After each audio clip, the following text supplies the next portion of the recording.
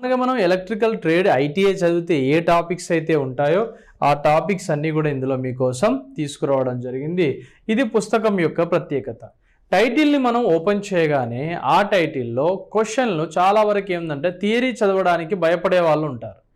వారి కోసం నేనేం చేయడం జరిగిందంటే మీరు నాలెడ్జ్ని కొంచెం కొంచెం అర్థం చేసుకుంటూ ముందుకెళ్లే విధంగా వన్ ఆన్సర్ క్వశ్చన్ అంటే దాదాపుగా ఒక చిన్న చిన్న ఆన్సర్స్ రూపంలో సబ్జెక్ట్ని విడగొట్టి సుమారుగా ఈ యొక్క ఫస్ట్ యూనిట్లోనే దాదాపుగా ఒక 300 పైచీలకు వరకు దీనిలో కేవీఎల్కి సంబంధించి అండ్ కేసీఎల్ మీద వచ్చేటువంటి ప్రాబ్లమ్స్ని కూడా దీంట్లో విద్యార్థులకి అనుకూలంగా ఉండే విధంగా దీంట్లో మనం ప్రొవైడ్ చేయడం జరిగింది. ఈ బుక్ యొక్క ప్రత్యేకత. రెండవది సుమారుగా చూడండి ఒకసారి క్వశ్చన్ ఆన్సర్ అంటే ఫ్యూచర్లో రాబోయేటువంటి ప్రశ్నలు కూడా ఊహించడం, భవిష్యత్తులో వచ్చినటువంటి ప్రశ్నలు కూడా ఇందులో యాడ్ చేస్తూ ఈ టెక్స్ట్ బుక్ని మనం రూపొందించడం జరిగింది. దీని తర్వాత 263 క్వశ్చన్స్ వాటి యొక్క ఎక్స్ప్లెనేషన్. దాని తర్వాత మనం టాపిక్లోకి వెళ్ళడం జరుగుతుంది.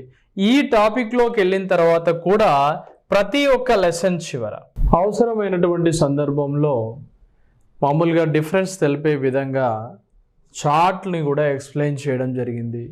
What about single phase connection, what about 3 phase connection, దానికి సంబంధించి ఒక ఈక్వేషన్ని కూడా మనం ఏ విధంగా అర్థం చేసుకోవాలి, వాటి యొక్క ఫార్ములాస్ ఏ విధంగా చదవాలన్న ఉద్దేశంతో ఈ విధంగా ఈజీ వే ఆఫ్ డయాగ్రామ్ రూపంలో కూడా పుస్తకంలో హైలైట్ చేస్తూ ముందుకు తీసుకెళ్ళడం జరిగింది. మళ్ళీ టాపిక్ చదివేటప్పుడు విద్యార్థికి డౌట్ వస్తుంది, రెసిస్టెన్స్ అంటే ఏమిటి, రెసిస్టివిటీ అంటే ఏంటి. ఒక రెసిస్టెన్స్కి ఒక రెసిస్టివిటీకి సంబంధించి ఖచ్చితంగా ఎగ్జామినేషన్లో మీరు ఏ ఎగ్జామ్ అయినా తీసుకోండి మన యొక్క జేఎల్ఎంకి సంబంధించి 1 or 2 బిట్స్ అయితే దీని మించి పడుతూ ఉంటాయి. అంటే విద్యార్థి అర్థం చేసుకునే విధంగా ఉందా లేదా, ఒకవేళ ఉంటే ఏ స్థాయిలో ఉంది అనే విధంగా ప్రతి ఒక్క దాన్ని ఐడెంటిఫై చేసే విధంగా దీన్ని మనం రాయడం జరిగింది. అంటే ఇప్పుడు ఒక రెసిస్టెన్స్కి ఒక రెసిస్టివిటీకి ఉన్నటువంటి సంబంధాన్ని వివరిస్తూ మనం రాసినప్పుడు ఇలా నేర్చుకుంటాడు. ఓహో, రెసిస్టెన్స్ అంటే ప్రమాణాలు ఓం, రెసిస్టివిటీ అంటే ప్రమాణాలు ఓం మీటర్స్గా మనం తీసుకోవడం జరుగుతుంది. ఈ విధంగా ప్రతీది కూడా నాకు ఎక్కడ విద్యార్థి తడబడుతున్నాడు అని తెలిసిన కాడల్లా ఒక చిన్న తేడాని మధ్యలో ఉన్నటువంటి భేదాలని